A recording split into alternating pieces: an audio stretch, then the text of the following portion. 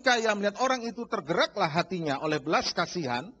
Ia pergi kepadanya lalu membalut luka-lukanya. Sesudah ia menyiraminya dengan minyak dan anggur, kemudian ia menaikkan orang itu ke atas keledai tunggangannya sendiri, lalu membawanya ke tempat penginapan dan merawatnya. Keesokan harinya ia menyerahkan 2 dinar kepada pemilik penginapan itu, katanya, rawatlah dia, dan jika kau belanjakan lebih dari ini, aku akan menggantinya waktu aku kembali.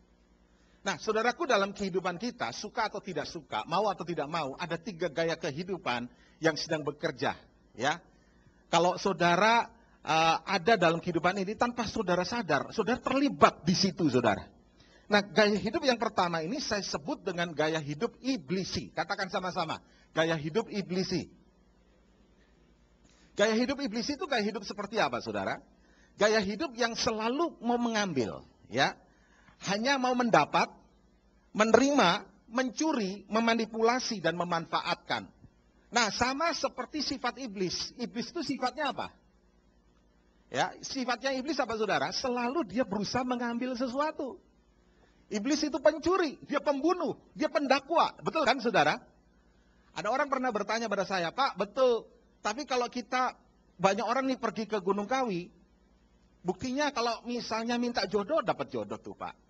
Kalau misalnya minta penglaris supaya tokonya laris, ternyata bisa dapat juga. Nah, minta kekayaan juga dapat kekayaan. Saya katakan benar, memang iblis bisa memberikan apa yang diminta manusia. Tapi dengar baik-baik, saudara, iblis tidak pernah memberikan sesuatu dengan gratis. Nah, ini masalahnya. Satu hari kelak, dia akan memberikan bil, tagihan dalam hidup saudara dan saya. Jadi kalau ada orang pergi ke Gunung Kawi, dia bisa dapat kekayaan. Tapi bilnya, tagihannya, entar apa, saudara? Anaknya cacat. Entar apa lagi, saudara?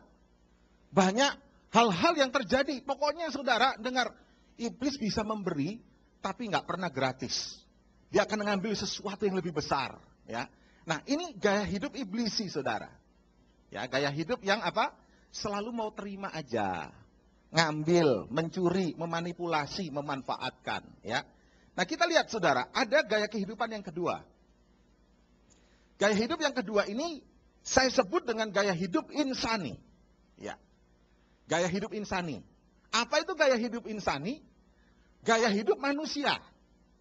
Insani itu manusiawi, saudara. Ya. Nah, gaya hidup manusia itu apa? Memberi dan menerima. Take and give, bahasa kerennya. Ya, bahasa kerennya. Udah tahu kan take and give, ya. Kalau encim-encim yang ada di sini, maaf ya kalau bahasanya rada sedikit-sedikit ini, saudara. Tapi saya yakin pasti tahu ya, take and give. Memberi menerima, maksudnya apa? Manusia itu kecenderungannya nggak bisa hanya terima saja, butuh memberi. Demikian juga manusia itu nggak bisa memberi aja, dia juga harus butuh menerima. Ya, nah saudara perhatikan, Alvin Toffler dalam bukunya The Future Shock, dia pernah mengatakan demikian. Hubungan manusia modern, makin lama hubungannya bagaikan sebuah alat.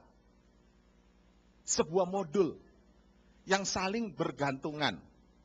Ya, jadi saya kasih contoh begini. Jadi saudara perhatikan ya, kita ini hidup di penghujung abad 20 ya. 21 saudara.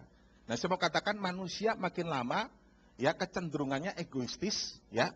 Hubungannya adalah sebatas kalau gua butuh lu. Nah, gitu. Ya, manusia itu makin lama itu begitu. Kalau misalnya butuh sesuatu, dia akan bisa berhubungan. Tapi kalau nggak perlu, emang gua pikirin. Kenapa? Gua nggak perlu sama lu. Nah, itu manusia modern itu makin lama kayak gitu. Ya, bagaikan sebuah alat. Nah, saya kasih contoh sederhana saja. Ya, saya berharap di sini semua paham. Saudara tahu, ini namanya apa, saudara? Mikrofon, ya kan?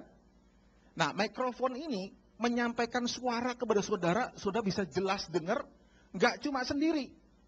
Dia butuh yang namanya apa, saudara? Speaker. Nah, jadi saudara dengar itu lewat apa? Speaker, kotak-kotak itu. Nah, tapi speaker ini juga nggak bisa mengeluarkan suara kita. Kalau nggak ada yang namanya apa? Amplifier. Nah, amplifiernya saya nggak, amplifier di sini ya. Yang di belakang itu yang ngatur mixernya ya. Jadi 3 alat, saudara. Ini mikrofon, speaker, sama apa? amplifier. Kalau sekarang misalnya nih, mikrofonnya bagus, amplifiernya bagus, speakernya rusak. Saudara bisa dengar suara saya nggak? Nggak bisa, ya kan? Kalau misalnya speakernya bagus, amplifiernya bagus, mikrofonnya rusak. Saudara bisa dengar suara saya? Nah, ini namanya hubungan yang saling apa? Bergantungan, saling membutuhkan. Saya nggak bisa hidup kalau kamu juga nggak nyala, nggak hidup. Nah, ini yang dikatakan oleh Alvin Toffler, hubungan manusia modern makin lama seperti ini. Nah, kalau seandainya saya tanya nih ya, mikrofonnya ini rusak. Saudara kan harus pakai. Pilihannya sekarang gimana, saudara? Ini rusak nih. Pilihannya apa? Kita coba betulkan kan? Betul kan, saudara ya? Apalagi di Mangga 2 ini, waduh, udah pokoknya orang Indonesia paling bisa lah sudah ngotak-ngatik gimana caranya, saudara ya. Tapi kalau seandainya sekarang dibetulkan nggak bisa, pilihan yang kedua apa?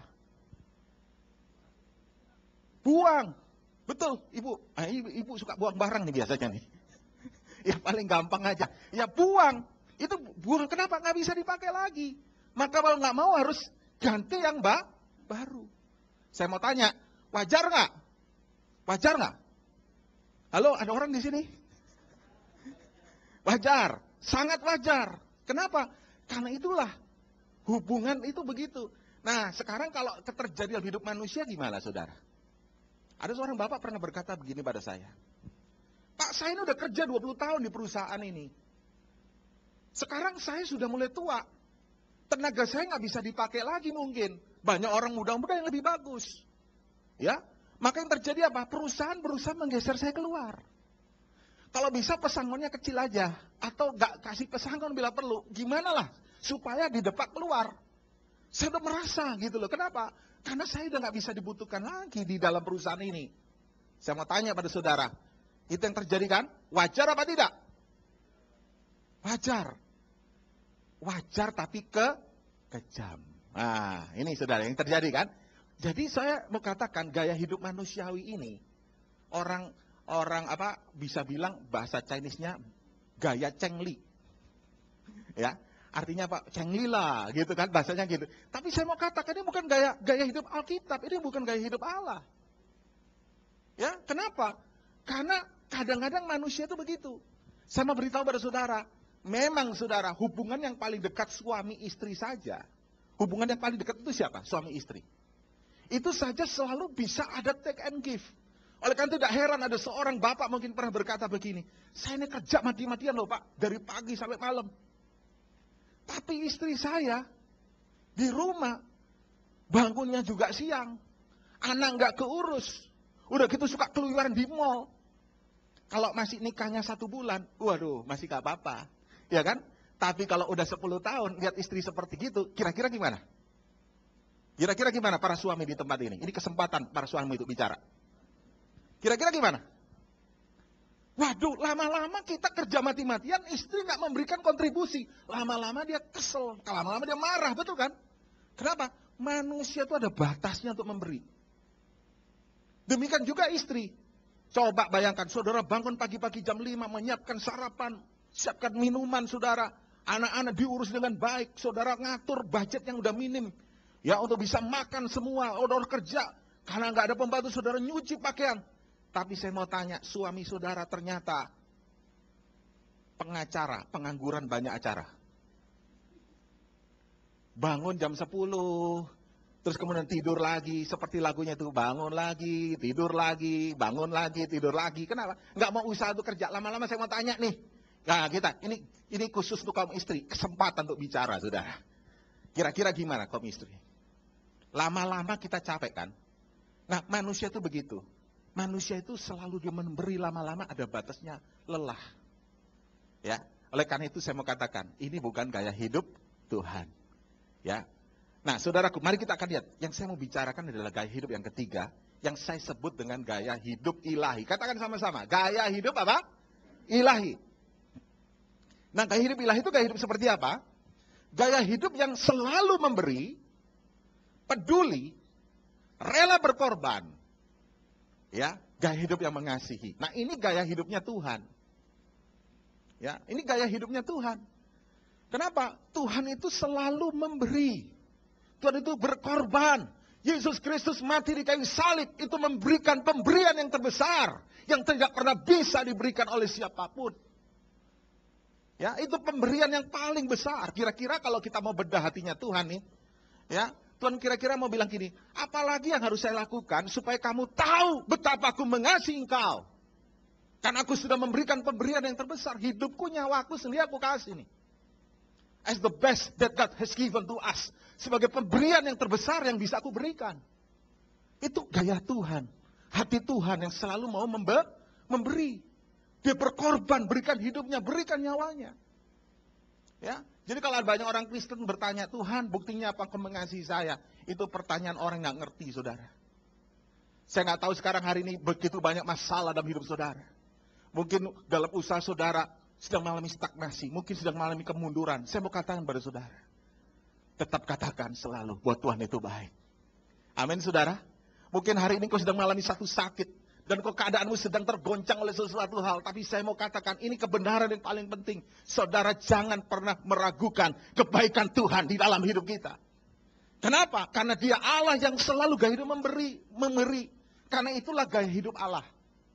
Saudara dengar satu ayat kan di dalam 1 Yohanes dikatakan, Allah adalah kasih. Jadi hakikat yang paling dasar dari Tuhan, itu kasih. Kasih itu selalu memberi, nggak pernah mengharapkan terima.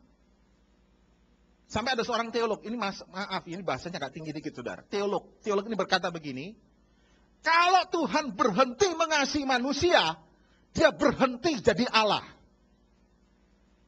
Saya ulang lagi, kalau Dia berhenti mengasihi kita, kalau Dia berhenti itu memberi sesuatu bagi kita, Dia berhenti jadi Tuhan. Kenapa begitu? Saudara lihat matahari. Kenapa kita bisa berkata itu matahari? Karena dia memancarkan sinarnya, memberikan kehangatan buat kita. Betul nggak, saudara? Kita bisa lihat tiap pagi, oh matahari. Oh, matahari itu luar biasa. Tapi satu saat ketika matahari sudah tidak bersinar lagi, dia tidak ada memberikan sinar buat kita. Kita bisa bilang matahari nggak? Tidak. Demikian juga dengan Tuhan. Tuhan itu selalu, saudara, mengasihi kita. Dia memberi. Dan itu hakikat yang tidak bisa dipungkiri. Nah, ini yang jadi fokus saya sekarang, saudara, dengar. Kalau kita punya Bapak itu mengasihi, gaya hidupnya memberi. Anak-anaknya ngikut siapa, saudara? Ngikut siapa? Harusnya ngikut Bapak. Masalahnya sekarang banyak orang Kristen, namanya atributnya Kristen, tapi kelakuannya bukan ngikut bapaknya. Ngikut siapa, saudara? Jangan ngikut ibunya. Ngikut siapa, saudara? Yang diikut iblis. Nah, itu masalahnya. Nah, kita akan lihat bagaimana cara kita memperlakukan orang lain menunjukkan bagaimana gaya hidup kita. Jadi saya mau tekankan di sini, penting, saudara. Saudara boleh ke gereja tiap minggu, saudara boleh beribadah, melayani Tuhan, tapi dengar, buahnya itu akan menunjukkan siapa saudara. Amin. Bagaimana cara kita memperlakukan orang lain itu penting. Karena menunjukkan gaya hidup kita seperti apa. Apa gaya hidup kita ini iblisi, insani, atau ilahi. Nah, kita akan lihat contoh ini, saudara. Dalam pembacaan tadi, ada 3 kelompok manusia yang menggambarkan itu. Dalam ayat 30 dikatakan demikian. Mari kita akan baca bersama-sama. 2, 3. Jawab Yesus, adalah seorang yang turun dari Yerusalem ke Yeriko. Ia jatuh ke tangan penyamun-penyamun yang bukan saja merampoknya habis-habisan, tetapi yang juga apa, saudara? Memukulnya, dan yang sesudah itu pergi meninggalkannya setengah mati. Nah, kelompok pertama ini namanya siapa? Perampok-perampok. Nah, siapa itu perampok, saudara? Perampok itu orang yang selalu melihat manusia lain, orang lain sebagai sumber keuntungan. Jadi kalau ketemu sama orang, ini apa yang bisa saya ambil dari dia? Nah, itu, saudara. Ya, ini perampok. Dia nggak peduli korbannya. Ya, saudara perhatikan. Ya, kelompok yang pertama ini namanya perampok. Nah, perampok itu seperti apa, saudara? Kalau zaman dulu kita lihat di dalam Alkitab, orang Yerusalem, dari Yerusalem turun ke Yeriko kan, orang Yahudi. Begitu ketemu dengan perampok, dipukulin, hartanya diambil, nggak cuma cukup hartanya. Sampai Alkitab katakan dipukuli setengah mati, ditinggalkan, dan itu biasa mati, saudara. Ya, dipukuli setengah mati, digeletak, ini tempat yang sepi. Saya mau katakan dunia ini semakin kejam. Apalagi kita tinggal sekarang di kota Jakarta. Ya, setiap hari itu saya baca, selalu sudah di mana-mana kejahatan itu makin kejam loh sekarang. Orang itu bukan cuma diambil uangnya saja, hartanya, tapi sampai dibunuh, sudah, nyawanya diambil. Ya, begitu banyak hal-hal yang menakutkan. Kenapa? Memang kita lihat, kita bicara tentang sebuah evil spirit, roh jahat, yang sedang menguasai manusia, yang akhirnya mendorong dia, saudara, nggak peduli orang mau gimana, yang penting saya dapat sesuatu, yang penting saya bisa apa. Nah, saudara bisa mendapatkan sesuatu dari orang itu. Nah, saya mau katakan kepada saudara sekalian, perampok zaman sekarang ini nggak seperti zaman dulu. Ya, yang saya bicarakan mentalitas perampok. Ya, bukan orang yang ya udah kelihatan maling ayam, nyuri motor, ya, mobil. Tapi saya mau bicarakan sekarang, saudara, ada banyak anak-anak Tuhan, gaya hidupnya, mentalitasnya perampok. Nah, mentalitas perampok ini ada dalam kehidupan siapa? Dalam kehidupan seorang salesman. Ya, contohnya, saudara, pergi ke perusahaan, absen, bawa mobil tuh, keliling-keliling, bukannya order, cari apa? Cari orderan. Dibawalah ke puncak, ke Bogor, bawa anak istrinya, saudara. Jadi mobilnya dipakai. Udah gitu bilnya tagihannya dikasih kemana? Perusahaan, dirimbas ke perusahaan. Saya mau tanya, namanya perampok bukan? Perampok. Sedangkan kita ini ke gereja tiap minggu. Nah ini loh saudara. Ada orang dagang, mentalitasnya juga perampok. Kenapa? Jual kain 1 meter. Dijualnya 0,9. Meterannya dirubah dikit. Bayangin berapa yard itu dirubah. Lama-lama saudara, dia dapatnya dari apa? 0, sekian dia ambil saudara. Jual beras 1 kilo, 0,9 kilo. Timbangannya dirubah. Namanya siapa? Perampok. Jadi yang kita bicarakan hari ini mentalitas. Atau sikap hidup seseorang. Apa artinya kita ke gereja? Apa artinya kita melayani? Apa artinya kita beribadah? Tapi kalau mentalitas gaya hidup kita, ternyata gaya hidupnya seperti perampok ini. Gak peduli orang lain rugi, yang penting gua untung. Dengar ya prinsip yang penting saudara, dalam dagang. Ya, kalau kita partneran sama orang, jangan mikir yang penting gua untung nih. Harus kita tanya, lu untung gak? Nah gitu. Kalau untung, gua untung, kita jalan bareng. Jangan sekarang mikirnya, yang penting kita untung. Nah, orang Kristen tuh harus beda, saudara. Banyak orang gaya hidupnya begitu, merampok, ngambil. Saya dengar satu cerita dari seorang kerja di satu perusahaan. Dia punya pimpinan, itu pelayan Tuhan. Suka juga bicara di mimbar, koordinator satu gereja lah gitu. Dia bilang, Pak, saya itu enek, Pak. Kenapa? Di perusahaan ini, rupanya saudara, dia sudah punya customer, dia punya fasilitas macam-macam, posisinya cukup tinggi. Dia buka perusahaan yang sama di tempat yang lain, perusahaannya dia. Jadi kalau ada order dari perusahaan ini, dilemparlah kepada perusahaan bayangannya dia. Ngirim barang pakai fasilitas mana? Pakai fasilitas perusahaan yang sekarang dia bekerja. Jadi semua dipakai. Nah itu saudara, saya heran. Gaya hidup mentalitas seperti itu, tetapi saudara ternyata, apa orang bisa melayani? Apa arti pelayanan kita? Sehingga dia bilang, aduh saya tuh Pak. Jadi ada banyak sekali kita melihat hidup, banyak orang-orang Kristen ternyata gaya hidupnya bukan gaya hidup Bapak. Ya. Nah, kalau ada orang-orang muda di sini jangan bangga nih. Banyak juga orang-orang muda yang mentalitasnya juga perampok, mentalitas merugikan orang. Ya, saya ketemu satu pemuda, ya. Pokoknya ganteng, waduh, seperti Ajima Said, saudara. Ya, bayangin aja, sudah maco, ya, udah six pack, saudara, tampang keren, parfum dari Paris. Kalau ngomongnya romantis, jalannya, saudara, erotis. Ya, bayangin aja, kurang apa, saudara? Rambutnya klimis. Cuma sayang, kelakuannya seperti Teletubbies. Entar ketemu wanita yang cantik begini terpesona, dia pacarin saudara, wah, seperti apa? Kumbang pada kupu-kupu, kumbang kepada bunga saudara, ya kan? Udah pacaran ini, udah bosan tinggal, sakit hati tuh perempuan, pada perempuan yang lain. Jadi playboy, saudara. Satu tempat-tempat sampai beramai wanita. Aduh, apalagi saudara hubungan free sex, saudara. Aduh, wanita paling dirugikan. Terus dia bangga lagi. Pacar gua banyak, 12 nih pacar gua. Orang Kristen kalau bangga pacarnya 12 itu ngawur. Hidup ngaco dibanggain, saudara. Bingung saya. Jadi ada orang-orang mentalitasnya apa? Perampok. Nggak peduli orang lain gimana, sakit hati, nggak mau orang lain rugi. Ya, jadi ini penting, saudara. Yang Tuhan bicarakan ini bukan cuma sekedar perampok yang di jalanan itu, tapi Tuhan sedang bicara tentang satu sikap hidup kita. Ya, bahkan kalau saudara beli sesuatu barang saja, ternyata salah, merugikan orang lain, kembalikan. Ya, saya pernah ketika belanja di satu tempat, waktu itu saya mau pelayanan ke Bandung, saudara. Saya mampir di Bekasi kalau nggak salah. Saya beli barang salah. Rupanya SPG-nya itu salah ngasih harga. Jadi waktu itu saya bayar misalnya 300.000, harusnya barangnya 550.000. Begitu keluar, saudara, saya nggak sadar, saya nggak hitung lagi. Pulang kan? Saya mau tanya, kalau saudara kayak gini gimana? Hah? Wah, saya dapat berkat nih. Apa gitu? Ya, ada orang bilang, aduh, gua puji Tuhan loh, puji Tuhan lagi. Waktu bayar makan, ternyata itu kok hitungannya salah.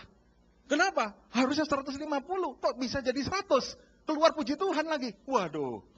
Orang itu nggak tahu. Bisa mati. Waduh, kasihan juga di SPG ya. Dia harus nebus sekitar 300-150.000. Tapi kan saya nggak tahu. Dia bisa telepon saya. Pak, gimana Pak? Ini salah Pak. Loh. Oke, saya akan kembalikan. Transfer, uang kamu berapa? Gini. Jadi gini loh, saudara. Kita ini gaya hidupnya, sekalipun kita nggak salah, jangan sampai kita merugikan orang lain. Amin, saudara? Amin? Ya, mungkin saudara ini status standar yang tinggi yang Tuhan mau dalam hidup kita. Mari kita lihat yang kedua, saudara. Yang dengan cepat saja, karena saya khotbah nggak akan lama-lama, saudara. Gaya hidup yang kedua disebut dengan gaya hidup imam dan orang Lewi. Perhatikan dalam ayat 31 sampai 32. Di situ dikatakan demikian. Mari baca bersama-sama dengan saya. 2, 3. Kebetulan ada seorang imam turun melalui jalan itu. Ia melihat orang itu tetapi ia melewatinya dari seberang jalan. Demikian juga seorang Lewi datang ke tempat itu. Ketika ia melihat orang itu, ia melewatinya dari seberang jalan. Saudara bisa bayangkan nggak cerita ini? Ada orang tergeletak. Terus kemudian ada seorang imam, dia datang. Ada korban nih. Yang dilakukan apa? Dia nyebrang jalan. Dia pura-pura nggak lihat. Dia tinggalkan saja. Memang ada penafsir mengatakan imam itu nggak boleh bersentuhan dengan mayat, dianggap najis. Jadi imam itu menjaga kekudusan sehingga nggak mau pegang itu mayat. Tapi bukan itu masalahnya, saudara. Kenapa? Karena seharusnya dia harus bisa melihat dulu, ini orang udah mati atau belum, ya kan? Tapi yang dia lakukan, dia langsung menghindar. Demikian juga orang Lewi, saudara. Ketika dia lihat itu, apa yang dia lakukan? Dia menghindari. Nah, saya mau tanya, wajar nggak seperti ini? Wajar, ya. Rohaniawan ini melihat orang itu sebagai masalah yang harus dihindari. Nah, perhatikan, manusia itu kecenderungannya gitu. Di mana ada yang enak, dia mendekat. Di mana ada masalah, dia menjauh. Setuju gak, saudara? Setuju gak? Kalau ada orang punya duit banyak, apalagi royal, suka menraktir, temannya pasti banyak tuh.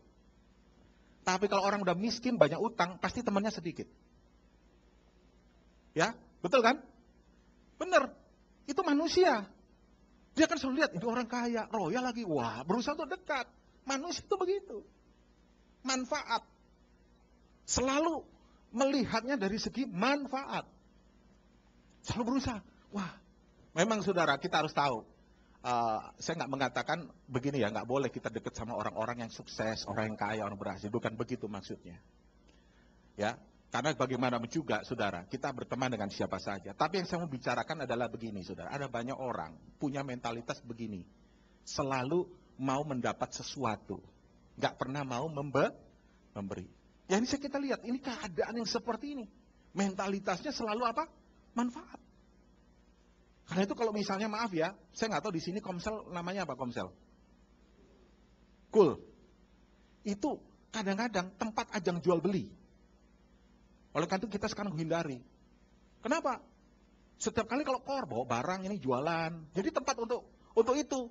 Udah gitu ngutang nggak bayar, ribut lagi, yang pusing pendetanya, yang pusing siapa koordinatornya. Saya sampai dengar satu pendeta satu tempat pusing jemaatnya, kenapa? Gara-gara jual rempeyek jadi ribut. Iya kan? Jadi ribut gara-gara rempeyek, yang satu ngomong rempeyeknya nggak enak, tersinggung jadi marah.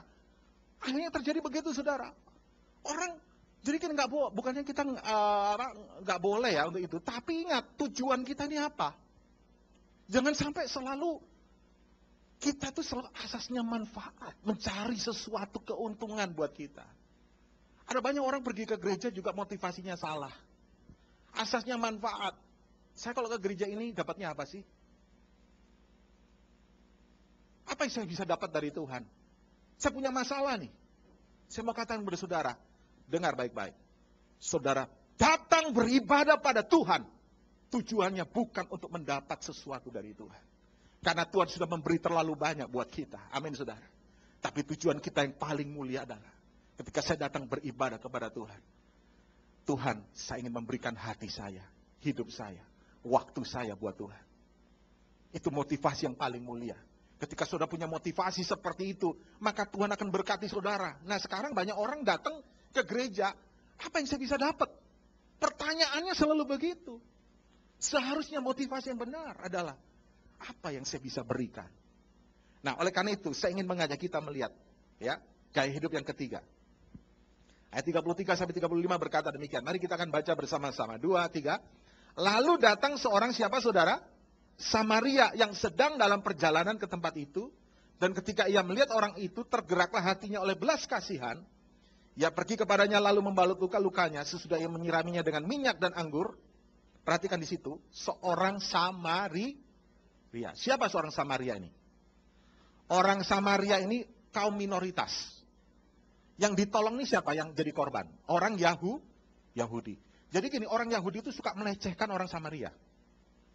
Ya, selalu saudara, orang Samaria itu dianggap warga kelas 2. Selalu saudara, ya. Jadi dipandang rendah oleh orang Yahudi.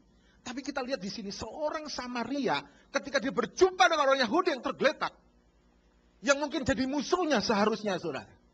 Tapi yang dia lakukan gak tanpa pertimbangan lagi. Lalu ia membalut luka-lukanya, menyiraminya dengan minyak dan anggur. Ya, apa yang dilakukan oleh? Tergerak hatinya oleh belas kasihan.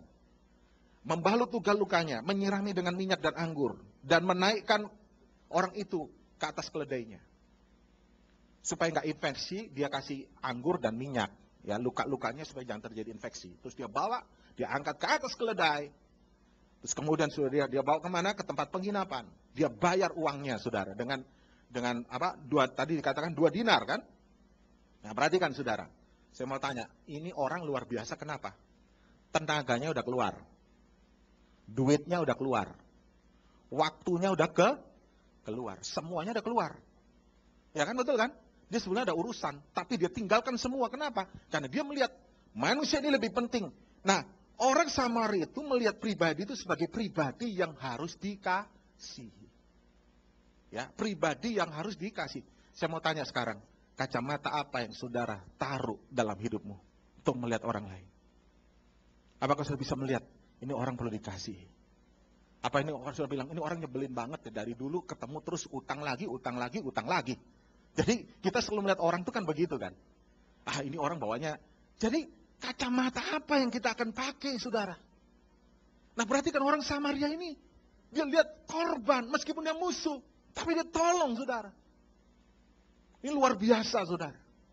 Inilah gaya hidup Tuhan. Gaya hidup yang memberi, rela berkorban. Ya, saya nggak tahu hari ini apa yang ada dalam kehidupan saudara. Banyak orang, saudara, gaya hidupnya bukannya mau memberi, tapi selalu berusaha cari cuan terus.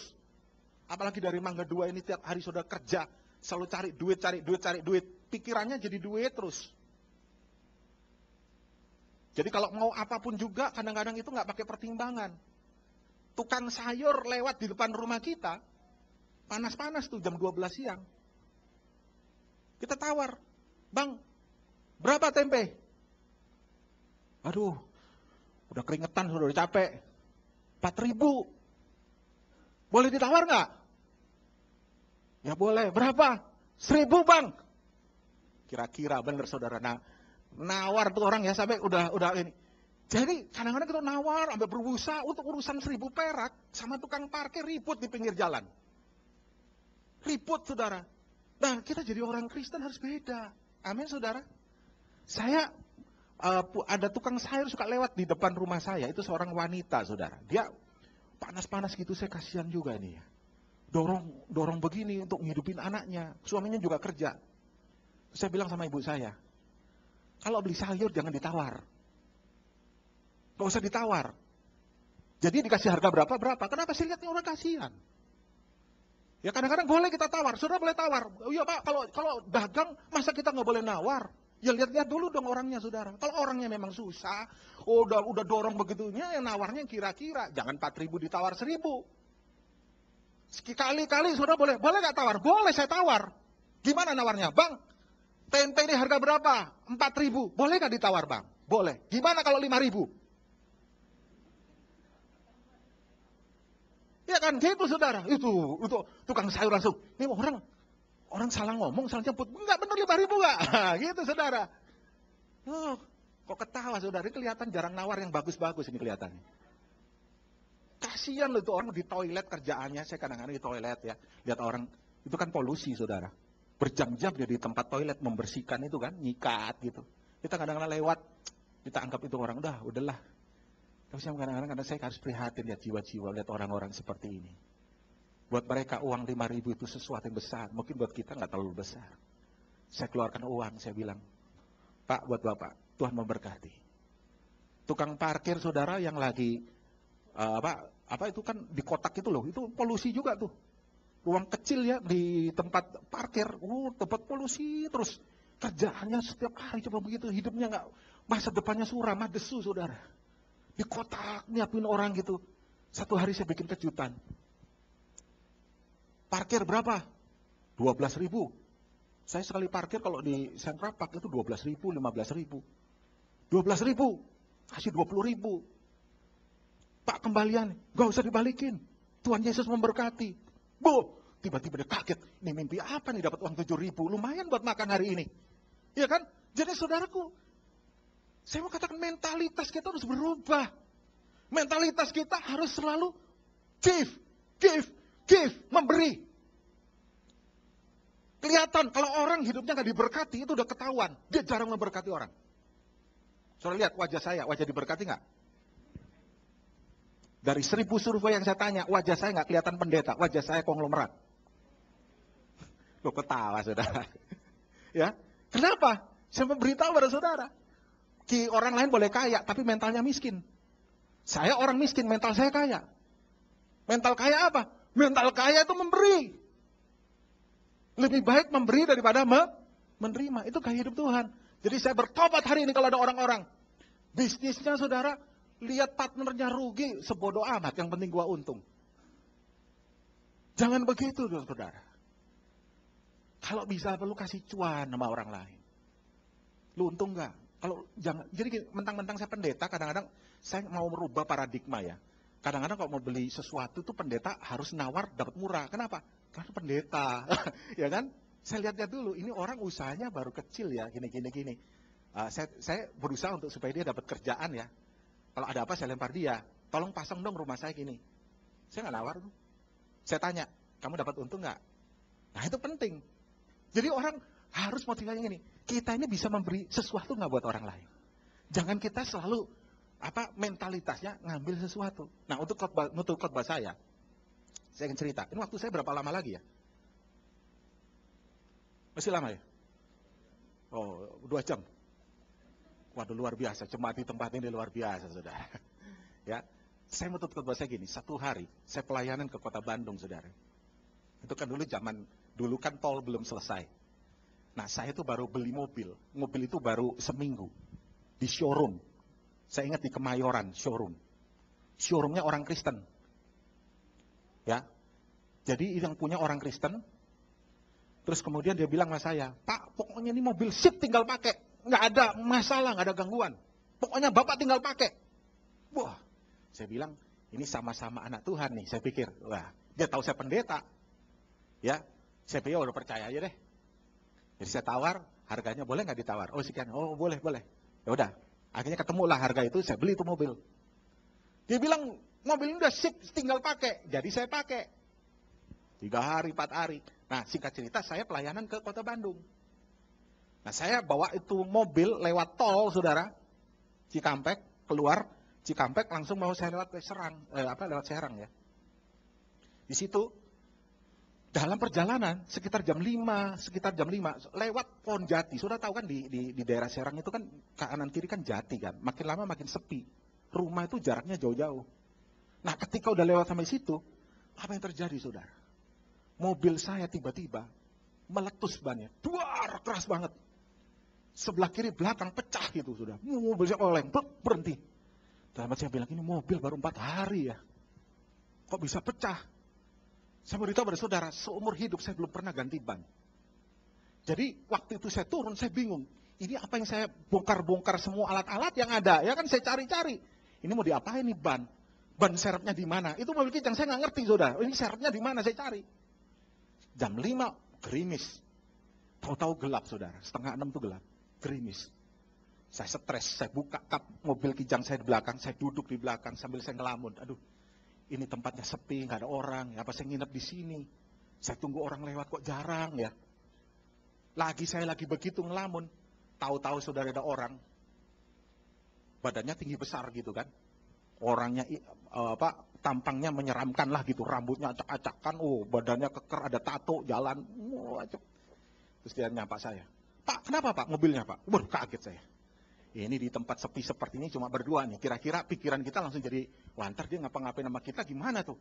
Iya nih ban mobil saya pecah, udah nggak punya pilihan. Oh Pak, saya bantu Pak. Langsung dia cepet, dia tahu, dia bongkar itu. Terus apa yang terjadi, saudara? Dia ganti ban serep, tapi di waktu dibuka ban serep, Pak, ini ban serepnya juga kempes. Waduh, jadi gimana dong? Udah gini Pak, ini ban saya bawa. Oh gitu ya, saya bawa. Ya udah, terus Bapak tunggu aja di sini. Dalam hati saya pikir, ini saya orang baru kenal, dia mau ngambil ban saya percaya aja dah. Ya namanya orang udah gak punya pilihan, udahlah ambil. Dia pergi, saudara. Saya tunggu 10 menit kok gak balik. 15 menit saya mulai nyanyi-nyanyi. Haleluya. Lagi gerimis-gerimis, suasana romantis sekali, saudara. Kenapa romantis? Bulu kuduk berdiri di situ, saudara. Waduh, ini gimana? Hujan makin lebat. Dan akhirnya, saudara, saya tunggu 20 menit gak balik tuh orang. Saya tunggu 30 menit gak balik tuh orang. 40 menit gak balik. 45 menit gak balik. Saya berdoa, Tuhan, kenapa penderitaan saya begitu besar, Tuhan? Sudah ban satu pecah, yang satu lagi hilang, Tuhan. Wah, saya stres, saudara.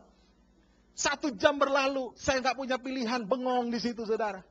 Nggak taunya saya dengar, nggak begitu lama ada orang berlari, sedang ngegiring sesuatu. Wah, rupanya itu orang, saudara, yang tampangnya, maaf ya, tampang rada kriminal gitu, ya.